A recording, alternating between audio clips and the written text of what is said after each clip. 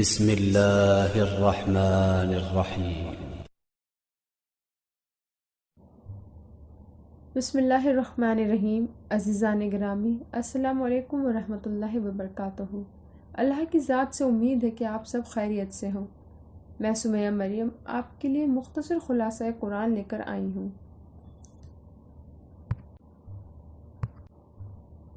آج میں 16ویں پارے سے 17ویں پارے کے چوتھے رکوع تک بیان کروں گی۔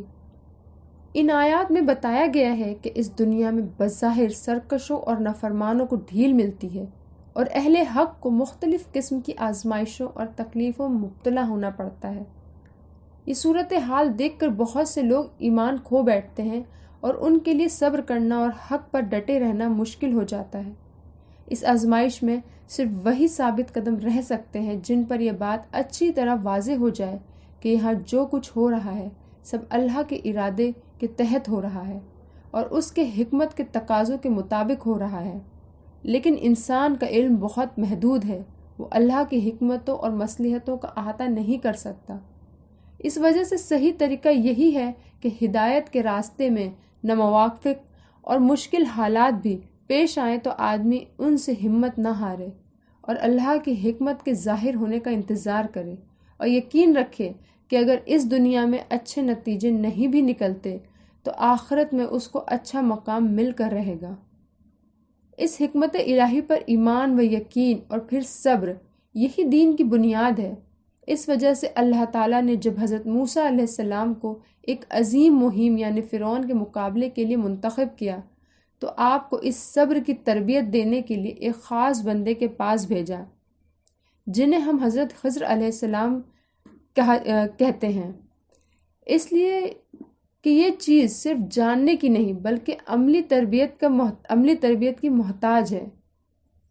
یہاں یہ واقعہ حضرت محمد صلی اللہ علیہ وسلم اور آپ کے واسطے سے آپ کے اس دور کے ساتھیوں کو اس مقصد کے لیے سنایا گیا کہ اللہ کے باغیوں اور نافرمانوں کو جو دندناتے دیکھ رہے ہو، اس سے ہراساں اور مرعوب نہ ہو۔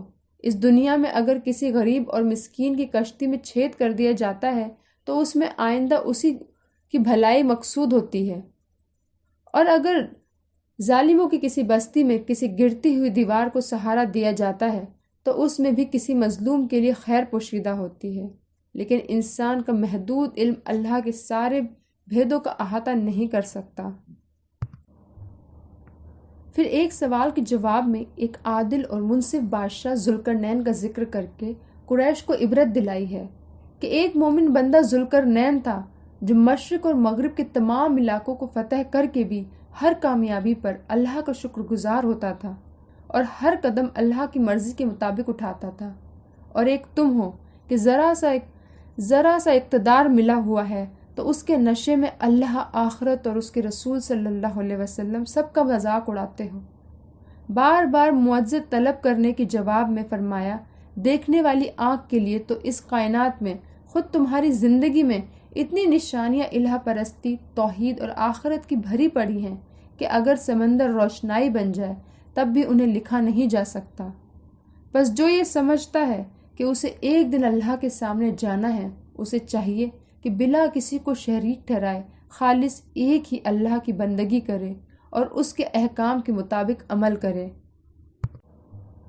سورہ مریم میں سب سے پہلے حضرت زکریا علیہ السلام کی اس دعا کو بیان کیا جو انہوں نے اپنے بڑھاپے میں اور بیوی کے بانجھ ہونے کے باوجود ایک بیٹے کے لیے کی، اور اللہ تعالیٰ نے ان کی دعا قبول کر کے انہیں حضرت یحییٰ علیہ السلام کے پیدا ہونے کی خوشخبری سنائی۔ یہ واقعہ حضرت مریم علیہ السلام کے یہاں معجزانہ طور پہ بغیر باپ کے حضرت عیسیٰ علیہ السلام کی پیدائش کے واقعہ بیان کرنے سے پہلے تمہید کے طور پر بیان کیا ہے کہ حضرت یحییٰ علیہ السلام کی ولادت بھی عام قانونوں سے ہٹی ہوئی ہے کہ مرد بوڑھا ہو گیا تھا اور عورت بالکل بانجھ اور ولادت کے ناقابل تھی، مگر جب اللہ نے چاہا تو ان کے یہاں اولاد ہو گئی۔ مگر حضرت یحییٰ علیہ السلام نے تو الہ کا دعویٰ نہیں کیا اور نہ کسی نے انہیں الہ بنایا۔ پھر حضرت مریم علیہ السلام کی پاکیزہ زندگی اور ان کی عبادت گزاری کا حال بیان کیا۔ حضرت عیسیٰ علیہ السلام کی پیدائش کے بارے میں بتایا کہ لوگوں کے اعتراض کے جواب میں خود حضرت عیسیٰ علیہ السلام نے پالنے ہی میں اپنے بندے ہونے اور اللہ کی طرف سے نماز اور زکوٰۃ کی ہدایت پانے کی منادی کی۔ پھر بتایا کہ ان بدبختوں کی حالت پر افسوس ہے کہ یہ سب جانتے بوجھتے اللہ کے ایک فرما بردار کو اللہ کا بیٹا اور اس کی عبادت گزار بندی کو اللہ کی بیوی بنا رہے ہیں۔ پھر حضرت ابراہیم علیہ السلام نے اپنے باپ کو جو توحید کی دعوت دی اور اس کے نتیجے میں انہیں جس طرح ہجرت کرنی پڑی اس کا حوالہ دیا اور بتایا کہ اللہ کے لیے ہجرت اور مصائب کے مقابلے میں صبر کے بعد اللہ نے انہیں بڑھاپے میں اولاد عطا کی۔ پھر حضرت موسیٰ علیہ السلام، ہارون علیہ السلام، اسماعیل علیہ السلام اور ادریس علیہ السلام کے حالات و خصوصیات مختصر بیان کیے کہ یہ سب آدم، نوح، ابراہیم اور یعقوب علیہ السلام کی ذریات میں اولو العزم انبیاء گزرے ہیں۔ یہ سب اللہ کی ہدایت سے سرفراز اور اس کے برگزیدہ بندے تھے۔ ان کا حال یہ تھا کہ جب اللہ کی آیت سنتے تو روتے ہوئے سجدے میں گر پڑتے۔ پھر ان کی اولاد میں ایسے ناخلف پیدا ہوئے کہ نماز اور زکوٰۃ سب ضائع کر دیا اور اپنی خواہشوں کی پیروی کرنے لگے۔ یہ لوگ اس گمراہی کے انجام سے عنقریب دوچار ہوں گے۔ ان کے اندر سے نجات وہی پا سکیں گے جو توبہ اور اپنی اصلاح کر لیں گے۔ انسان کہتا ہے کہ کیا جب مر جاؤں گا تو پھر زندہ کر کے نکالا جاؤں گا؟ کیا انسان اس بات کو نہیں جانتا کہ جب ہم نے اسے پہل پیدا کیا تھا تو وہ اس سے پہلے کچھ بھی نہیں تھا؟ تمہارے رب کی قسم، ہم ان کو بھی اور شیطان کو بھی ضرور اکٹھا کریں گے۔ پھر ہم ان کو جہنم کے گرد اس طرح حاضر کریں گے کہ وہ دو زانو گھیرا ڈالے بیٹھے ہوں گے۔ ہم بتائیں گے کہ تم کو اب جہنم میں ضرور داخل ہونا ہے۔ پھر ہم ان لوگوں کو نجات دے دیں گے جنہوں نے تقوی اختیار کیا ہوگا، اور اپنی جانوں پر ظلم ڈھانے والوں کو گھیرے میں اکڑو بیٹھا ہوا چھوڑ دیں گے۔ سورہ کے خاتمے پر فرمایا، وہ کہتے ہیں کہ رحمان نے کسی کو بیٹا بنایا۔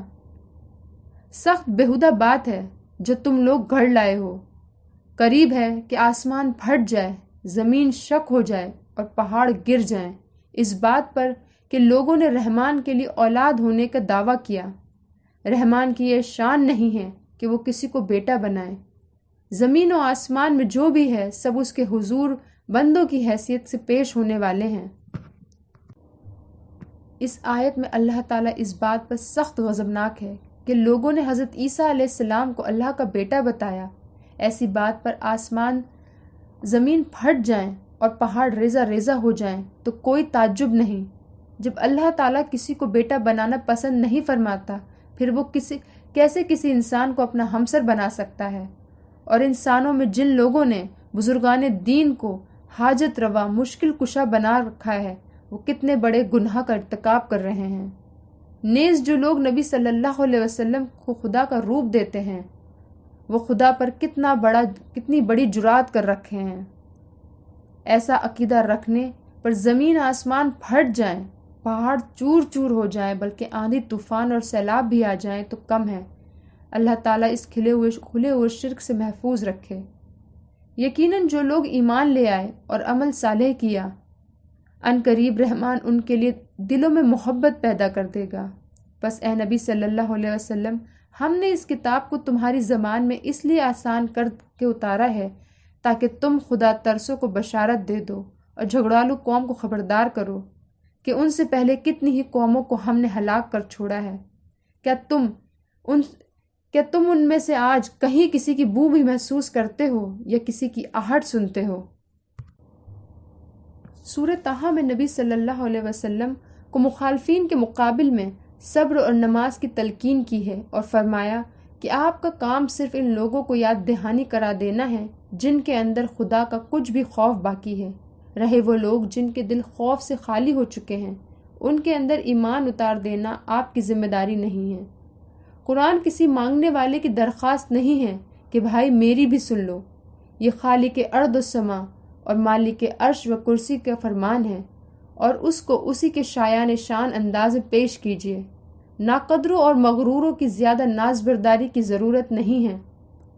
اپنے رب پر بھروسہ کیجیے، وہ آپ کے تمام ڈھکے اور کھلے کاموں کو اچھی طرح باخبر ہے۔ حضرت موسیٰ علیہ السلام کے واقعات بیان کیے کہ کس طرح فرعون جیسے دشمن کے گھر میں پرورش کرائی۔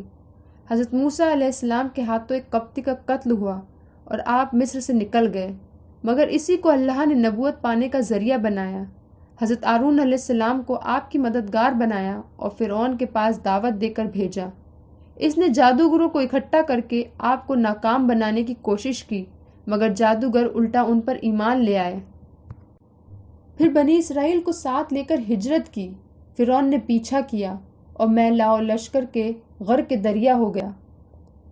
پھر فرعون سے نجات پانے کے بعد اللہ نے بنی اسرائیل پر جو انعامات کیے اور بنی اسرائیل جس طرح بار بار ناشکری کرتے رہے، اس پر تبصرہ کرتے ہوئے نبی صلی اللہ علیہ وسلم کو خطاب کر کے فرمایا کہ یہ جو حالات ہم سنا رہے ہیں یہ ماضی کا قصہ نہیں ہے، بلکہ یہی حالات آپ کو پیش آ رہے ہیں۔ آپ جلدی نہ کریں، صبر کے ساتھ خدا کے فیصلے کا انتظار کریں۔ جلدی شیطان کو دخل اندازی کا موقع دیتی ہے۔ آدم علیہ السلام نے جلدی ہی کی وجہ سے شیطان سے دھوکہ کھایا، اس لیے آپ صبر کے ساتھ کام کیے جائیے اور انجام اللہ پر چھوڑ دیجیے۔ اس صبر کی عادت کے لیے نماز کا اہتمام کیجیے۔ فرمایا جو میرے ذکر سے منہ موڑے گا اس کے لیے دنیا میں زندگی تنگ ہوگی، یہاں چین نصیب نہ ہوگا، کروڑ پتی بھی ہوگا تو بے چین ہوگا، اور قیامت کے روز ہم اسے اندھا بنا کر اٹھائیں گے۔ وہ کہے گا پروردگار، دنیا میں تو میں آنکھوں والا تھا، یہاں مجھے اندھا کیوں اٹھایا؟ اللہ تعالیٰ فرمائے گا جب ہماری آیت تیرے پاس آئی تھی تو تو نے ہماری آیت کو بھلا دیا تھا، اسی طرح آج تو بھلایا جا رہا ہے۔ اور اسی طرح ہم حد سے گزرنے والے اور اپنے رب کی آیت نہ ماننے والوں کو دنیا میں بدلہ دیتے ہیں، اور آخرت کا عذاب زیادہ سخت اور دیرپا ہے۔ اے نبی صلی اللہ علیہ وسلم، جو باتیں یہ لوگ بناتے ہیں ان پر صبر کرو، اپنے رب کی حمد و ثنا کے ساتھ اس کی تسبیح کرو۔ سورج نکلنے سے پہلے یعنی فجر، اور ڈوبنے سے پہلے یعنی عصر، اور رات کے اوقات میں تسبیح کرو یعنی عشاء، اور دن کے کناروں پر بھی یعنی ظہر و مغرب، شاید کہ تم راضی ہو جاؤ جو تمہیں آئندہ ملنے والا ہے، اور نگاہ اٹھا کر بھی نہ دیکھو دنیاوی زندگی کے اس شان و شوکت کی طرف جو ہم نے ان مختلف قسم کے لوگوں کو دے رکھی ہیں۔ وہ تو ہم نے انہیں آزمانے کے لیے دی ہیں، اور تیرے رب کا دیا ہوا رزق حلال ہی بہتر اور پائندہ تر ہے کہ اہل ایمان فساق و فجار کی طرح جائز و ناجائز پیسے جمع کر کے دنیاوی چمک دمک سے مرعوب نہیں ہوتے، بلکہ وہ تو جو پاک کمائی اپنی محنت سے کماتے ہیں، خواہ وہ کتنی ہی تھوڑی ہو، انہی کے لیے بہتر ہے جو دنیا سے آخرت تک برقرار رہے گی۔ فرمایا اپنے اہل و عیال کو نماز کی تلقین کرو اور خود بھی اس کی پابند رہو۔ ہم تم سے کوئی رزق نہیں چاہتے، رزق تو ہم خود دیتے ہیں، اور بہترین انجام تقوی اختیار کرنے والوں کا ہے۔ یہ نہ سمجھنا کہ نماز پڑھنے سے اللہ کی ذات کو کچھ ملتا ہے، نماز پڑھنے والا ہی اس سے فائدہ اٹھاتا ہے کہ تقوی کی صلاحیت پیدا ہوتی ہے، اور یہی پرہیزگاری اسے دنیا اور آخرت کی مستقل کامیابی عطا کرتی ہے۔ سورہ انبیاء میں اس حقیقت کی پھر یاد دہانی کرائی گئی کہ محاسبے کا وقت قریب آ گیا ہے، اور لوگوں کا حال یہ ہے کہ غفلت میں پڑے ہوئے ہیں، اور جو تازہ یاد دہانی اللہ کی طرف سے آتی ہے اس کا مذاق اڑاتے ہیں۔ کیا یہ سمجھتے نہیں کہ ہم نے کتنی ہی بستیوں کو ہلاک کر دیا ہے جن کے لوگوں نے اپنی جانوں پر ظلم ڈھائے تھے؟ بس جب انہوں نے ہمارے عذاب کی آہٹ پائی تو بھاگ کھڑے ہوئے۔ ہم نے کہا اب کہاں بھاگتے ہو؟ ہائے ہماری کم وقتی، بے شک ہم ہی اپنی جانوں پر ظلم ڈھانے والے تھے۔ وہ یہی واویلا کرتے رہے یہاں تک کہ ہم نے ان کو خس و خشاک اور راکھ بنا کر رکھ دیا۔ انسان جلد بازی کے خمیر سے پیدا ہوا ہے، اس لیے جلدی مچا رہا ہے۔ آخر عذاب کا وعدہ کب پورا ہوگا؟ کاش یہ کفر کرنے والے جان سکتے، اس وقت جب یہ دوزخ کے عذاب کو نہ اپنے چہروں سے دفع کر سکیں گے، نہ اپنی پیٹھوں سے، اور نہ کہیں سے مدد حاصل کر سکیں گے، بلکہ وہ گھڑی ان پر اچانک آ دھمکے گی اور ان کو مبہوت کر دے گی۔ ہم نے موسیٰ اور ہارون علیہ السلام کو حق و باطل کے درمیان فرق کرنے والی کسوٹی، روشنی اور یاد دہانی عطا فرمائی ان لوگوں کے لیے جو غیب میں رہتے ہوئے رب سے ڈرتے ہیں اور وہ قیامت سے لرزہ رہتے ہیں، اور یہ بھی ایک بابرکت یاد دہانی ہے جو ہم نے نازل فرمائی ہے۔ تو کیا تم اس کے منکر بنے رہو گے؟ آج کا بیان ختم ہوا۔ اے ہمارے رب، تو بڑا مہربان ہے اور رحم کرنے والا ہے۔ اے ہمارے رب، تجھ ہی پر ہم نے بھروسہ کیا ہے اور تیری ہی طرف رجوع کرتے ہیں اور تیری ہی طرف لوٹ کر آنا ہے۔ اے ہمارے رب، ہمیں کافروں کے لیے فتنہ نہ بنا اور ہمارے گناہوں کو بخش دے۔ اے ہمارے رب، ہم سب کو قرآن پڑھنے، اس کو سمجھنے اور اس پر عمل کرنے کی توفیق عطا فرما اور اس کی برکتوں سے ہمارے شہر اور ملک کے حالات تبدیل فرما۔ آمین۔ وآخر الدعوانا ان الحمد للہ رب العالمین۔